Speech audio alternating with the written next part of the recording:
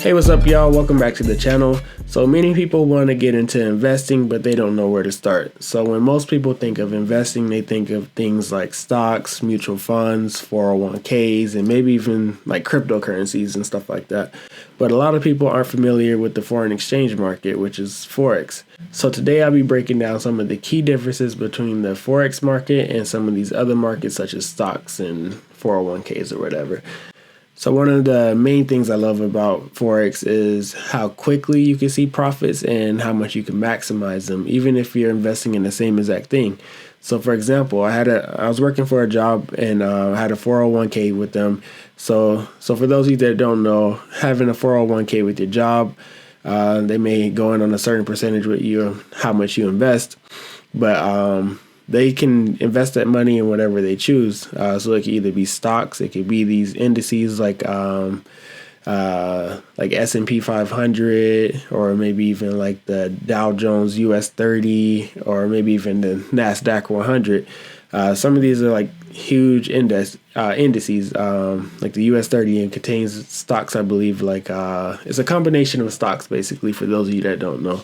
So things maybe like Amazon, Tesla, Walmart, all those things, all the stocks combined into like one big entity, and that's an index. And so they invest in things like this. So S&P 500, US 30, NAS 100 are things you could also trade like daily with a broker. So you could be in and out of the market, you could be selling the market, you could also be buying it. So let's say you invest $10,000 with your job's 401k. You may be guaranteed about a good 10 to 13% yearly on that, which isn't that bad. But those type of things, when you're holding long term, the market does see fluctuations, even especially during COVID. So a lot of those things took a nosedive, and a lot of people were losing money.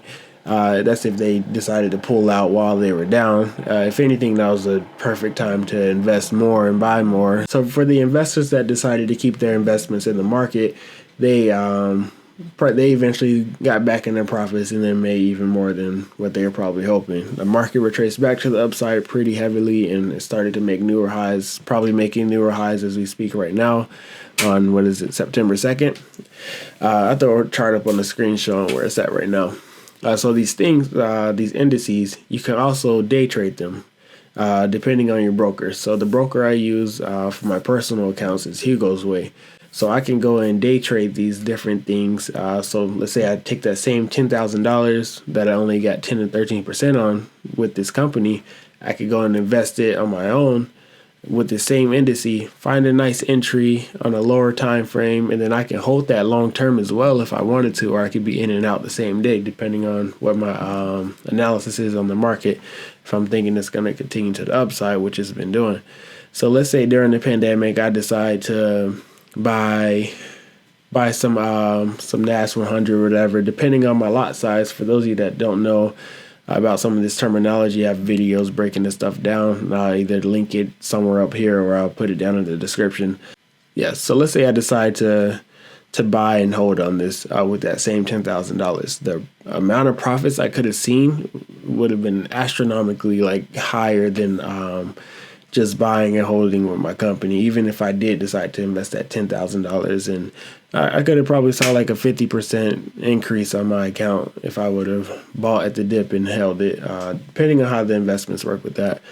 And then even investing with those things, they penalize you heavily when you do pull out early. So that's another negative thing when it comes to like 401ks. So that's an advantage of like being able to go and trade these things on the lower time frames and maybe even hold them long term, or you can even be in and out same day. So that's a benefit in my opinion, and being able to day trade not only Forex, but a lot of these brokers that allow you to trade Forex, they also have cryptocurrencies and indices for you to trade on there.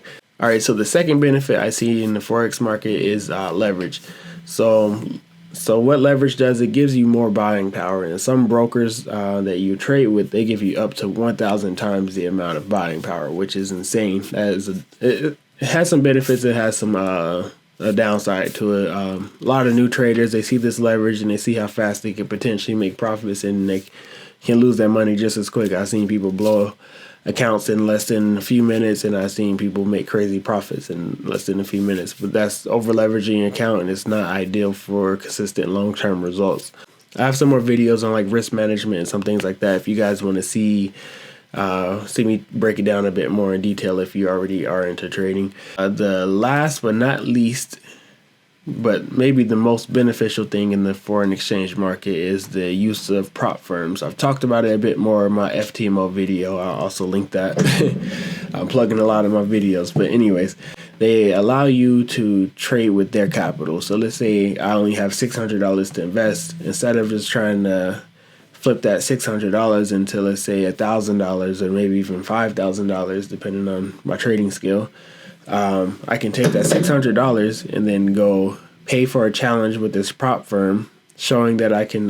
So the challenge basically just showcases your skill, showing that you could grow an account up to 10% and then again up to like 5%. Then I now have this $100,000 trading account that I purchased with $600. So what you're paying for is the challenge. So if you pass the challenge and then the verification stage of the challenge, then you basically get the trading account. And once you get your first profit split, I'll get into that, they'll refund you the amount you initially paid to take the challenge. So awesome. So if you are a consistent trader and you can do this, then you get the money back that you invested, and you will now have an account to trade that's worth up to $100,000, maybe even more.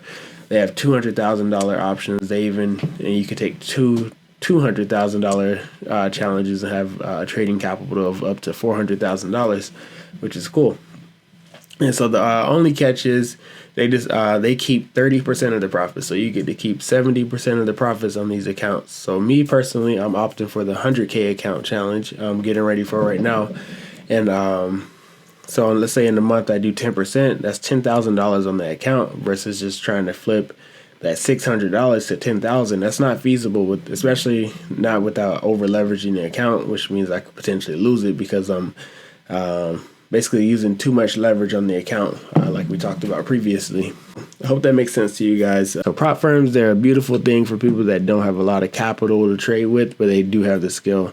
So if you are looking into making a living out of this stuff, I would definitely look into these prop firms. There are many out there like FTMO, 5%ers, FMS. I can't think of many. I'll link a few of them below. Do your own research, of course. But yeah, so I'm probably going to go ahead and close it out there. So we talked about long-term versus short-term investing, talked about leverage, and we talked about the use of prop firms, how you can leverage $600 up to $100,000. So I want you guys to think about all this. So if you are looking into getting investing, do consider Forex. Nothing wrong with stocks or anything like that. Those things are just like percentage-based and based on the capital that you invested. So if you don't have much to invest initially, then you want to see faster returns of profit and you want to start generating that wealth much quicker, then definitely look into Forex or maybe even some other forms of day trading like options, stocks, and things like that. But yeah, I'm going to go ahead and close it out there. If you guys have any questions, please leave a comment below. Or you can add me on Instagram and message me there. I'm pretty quick at responding. Go ahead, close it out there. So like, subscribe, and stay tuned for the next.